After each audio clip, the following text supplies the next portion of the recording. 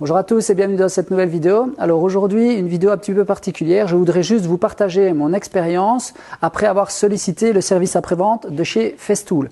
Alors, à savoir que mon expérience, je vous la partage en tant que consommateur et non pas en tant que partenaire. Pourquoi? Parce que j'ai fait cette démarche sans prendre contact avec Festool et j'ai fait la démarche de mon côté. J'ai payé ma facture. J'ai fait toutes les démarches sans les mettre au courant. Pourquoi? Parce que je voulais me rendre compte de l'efficacité du système d'une part, le faire en toute objectivité et en toute intégrité, à savoir que c'est la première fois que je fais appel au service après-vente depuis 17 ou 18 ans. Je pense que la première machine que j'ai achetée, c'était une TS55, pardon, et elle doit avoir 17 ou 18 ans. D'accord? Alors, pourquoi est-ce que je fais cette vidéo? Souvent, les marques sont jugées sur leur utilisation, sur leur maniabilité, sur leur côté puissant, esthétique, etc. Chacun fait ce qu'il veut en fonction de ses envies. Il y a évidemment le budget qui rentre en ligne de compte, mais un point aussi très important, c'est le service après-vente.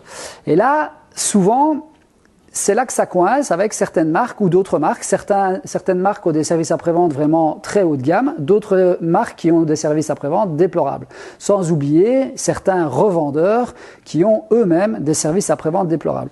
Donc du coup, moi, cette expérience, je vous la partage pour vous montrer comment j'ai procédé et comment vous pouvez procéder si vous avez des machines de chez Festool et vous démontrer l'efficacité du système. Alors, moi, j'ai rencontré un problème avec mon EF 1400 un peu avant les fêtes de fin d'année où, quand je rentrais dans le bois, ça commençait à brûler et il y avait une descente de régime. Du coup, à mon avis, c'était les roulements qui étaient pétés. Pourquoi? Parce que lorsqu'on a fait la fameuse cuisine avec les portes et les poignées en bois qu'on avait encastrées dans le mélaminé, si vous vous souvenez, Benoît, en fait, avait réglé la pince, donc l'écrou de la pince trop bas et il était dans la bague à copier. Donc ça veut dire que tous les défonçages qu'il a fait, il a fait bague à copier en contact avec la pince et donc l'écrou. Donc ça a surchauffé pendant des heures pour à la fin me dire j'ai l'impression que la machine est assez chaude. Alors de fait que la machine était chaude puisque tout a chauffé et donc a priori pour moi les roulements etc. sont pétés de là. Derrière, j'ai refait un escalier, j'ai refait des portes, etc. J'ai pas eu spécialement de soucis, mais c'est vrai que de temps en temps, j'entendais un petit bruit à la fermeture ou plutôt à l'arrêt de la machine. Là, pas de bol, elle s'arrête, foutu. Je me dis, je vais pas aller plus loin, je vais pas essayer de chercher. Donc, je vais l'envoyer en réparation. Alors, il faut savoir que chez Festool, quand vous achetez des machines, vous allez créer un compte sur le site Festool de votre pays. Donc, festool.be pour moi, festool.fr pour les Français par exemple, etc. pour les autres pays. À partir de là, vous allez pouvoir introduire vos machines sur votre compte client avec les garanties qui y découlent, mais également les conserver d'année en année. Donc moi, cette machine-ci, elle a plus de 10 ans, mais fatalement, elle n'est plus sous garantie. Donc, j'ai été voir un petit peu comment ça fonctionnait et j'ai le droit, et vous également, si vous êtes possesseur de machine Festool, de faire une demande de réparation, même si votre machine n'est pas sous garantie. Et alors, c'est là que j'ai trouvé le concept extraordinaire, et c'est aussi pour ça que je vous le partage, c'est que Festool vient chercher votre machine et vous ramène la machine sans devoir aller la déposer chez un revendeur. Alors, comment est-ce que ça fonctionne? C'est assez simple. Vous allez sur votre compte MyFestool. Une fois que vous êtes sur votre compte et que vous êtes rentré dans votre espace personnel, vous avez au-dessus à droite les machines qui vous appartiennent. Donc vous allez dans vos machines, là vous sélectionnez la machine que vous voulez envoyer en réparation et vous faites une demande de réparation. Donc sur la droite vous avez une petite flèche, vous cliquez, il y a un petit menu déroulant et là vous cliquez sur demande de réparation. Là vous allez avoir accès à un petit fichier qui reprend vos coordonnées, etc. Si vous êtes indépendant, numéro de TVA et tout ce qui va bien. Et on va vous demander le problème que vous avez rencontré avec votre machine ou que vous estimez avoir avec la machine. Après, il y a un petit onglet qui reprend les accessoires que vous envoyez avec la machine. Donc moi ici en l'occurrence, la défonceuse, je l'ai envoyée nue comme ceci, c'est-à-dire que j'avais retiré la pince et j'avais retiré le plugin, donc le câble qui va avec la machine. Je l'ai mis sans sustainer, je l'ai emballé dans du papier bulle vraiment au maximum pour être sûr que ma poignée ne casse pas, etc. Et je l'ai mis dans un carton. Quand vous avez fait votre demande de réparation, il y a un petit papier que vous devez imprimer. Donc cette fameuse demande de réparation, vous devez l'imprimer et en même temps l'envoyer à Festool. Donc vous avez le bouton envoyer, la demande de réparation est envoyée directement chez Festool par mail et vous, ce papier-là, vous devez l'imprimer. Une fois que lui est imprimé, vous devez le mettre avec votre machine dans votre carton. De là, vous attendez, vous allez recevoir un mail de confirmation de Festool que vous avez bien fait cette demande et qu'ils l'ont bien reçu. Et là, dans la foulée, vous envoie le transporteur. Moi, le lendemain, le transporteur était là pour récupérer mon carton. De là, il part chez Festool. Vous allez de nouveau attendre quelques jours et vous allez recevoir un mail de confirmation de réparation qui s'appelle devis. Alors pourquoi est-ce qu'il le mentionne devis? Tout simplement parce que si la réparation est supérieure à 40% de la valeur de la machine, vous devez accepter le montant de la réparation. Si maintenant le devis où la réparation est inférieure à 40% du montant de la machine, là ils font d'office la réparation jusqu'à maximum 300 € si je ne dis pas de bêtises. Mais c'est noté de toute façon dans les conditions.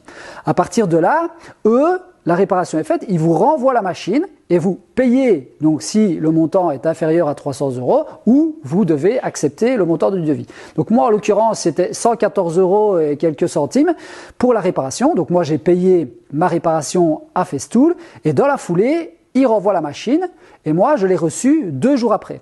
Donc j'ai été privé de ma machine un peu plus d'une semaine. Pourquoi? Parce que je l'ai envoyé un mercredi et je l'ai reçu le vendredi. Si je l'avais envoyé le lundi, je pense que je l'aurais reçu le lundi. Donc, pourquoi? Parce qu'il y a le week-end entre-temps. Donc, s'ils ont fait la réparation le vendredi, le temps que le transporteur vienne le rechercher, c'était le week-end. Donc, ils sont venus la rechercher le lundi, etc. Donc, c'est toujours plus intéressant, fatalement, je pense, de faire ça un lundi que de le faire en milieu de semaine. Maintenant, on ne calcule pas quand la machine tombe en panne. OK? Alors, une fois que vous recevez la machine, donc moi elle était comme ceci, elle était quand même vraiment bien emmitouflée, bien emballée, d'accord?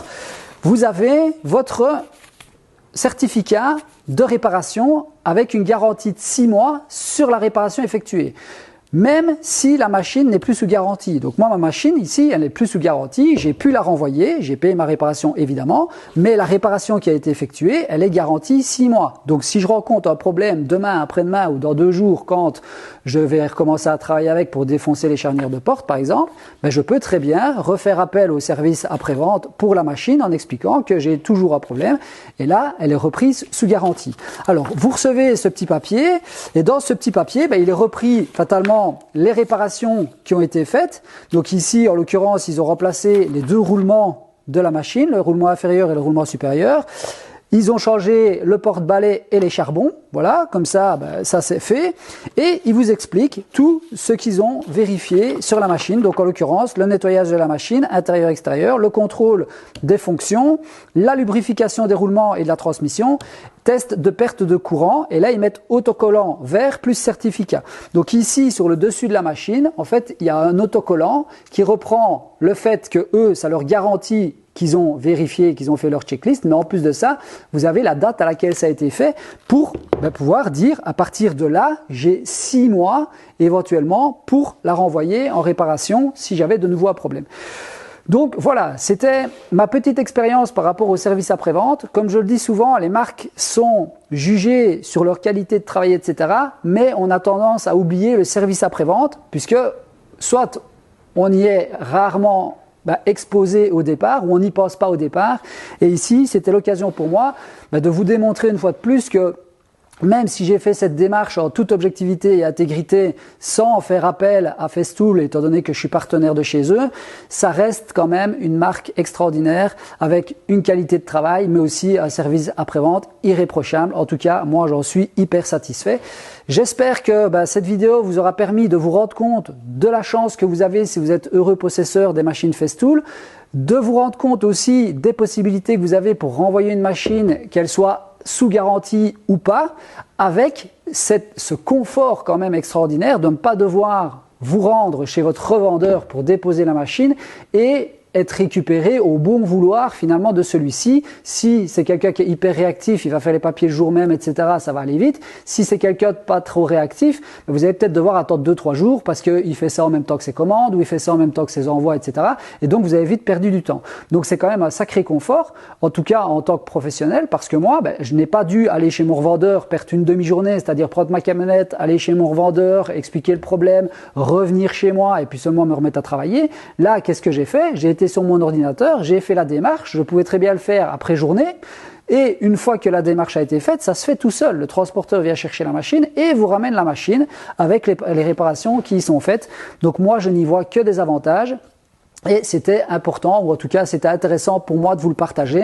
Comme ça, vous savez que si un jour vous achetez des machines Festool, vous avez tous ces services fournis avec ce genre de machine. Voilà, donc dites-moi ce que vous pensez du système, si vous connaissez éventuellement d'autres marques qui le font. Moi, à part Ilti, je ne connaissais personne qui faisait ce genre de service après-vente. Donc, d'ici là, je vous souhaite une bonne soirée, une bonne journée pour ceux qui regardent la vidéo plutôt en journée ou en matinée. Et puis, je vous dis à bientôt pour de nouvelles aventures. Salut, salut!